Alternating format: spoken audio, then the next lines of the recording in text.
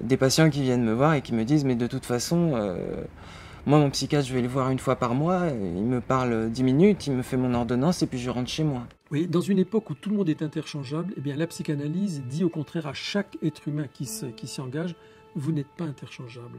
À mon sens, elle est attaquée la psychanalyse parce qu'elle est en elle-même une critique de l'idéologie contemporaine.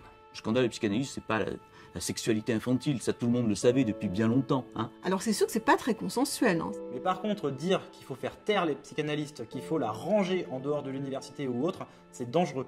C'est dangereux, c'est idiot et ça ne sert à rien. La survie de la psychanalyse pour moi n'a aucun intérêt. Franchement, que la psychanalyse survive ou ne survive pas, je m'en moque éperdument. Si l'amélioration de l'état des patients passe par la disparition de la psychanalyse, je signe.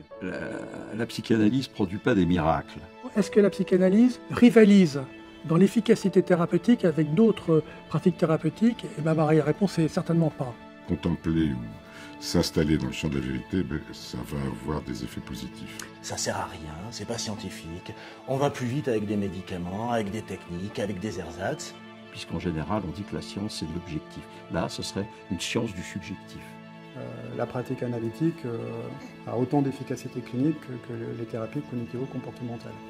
Donc, ce point-là est assez rapidement réglé. Ce mauvais procès qu'on fait à la psychanalyse qui ne serait pas scientifique, c'est un procès de personnes qui ne savent pas de quoi ils parlent. La quantification est possible dans le champ de la psychologie clinique, dans le champ de la psychanalyse, dès l'instant où on sait ce que l'on mesure et on a conscience de ses limites avant tout. Mais ce qu'on peut faire aujourd'hui et maintenant avec les patients, c'est faisable, faisons-le. Bon entendeur, salut.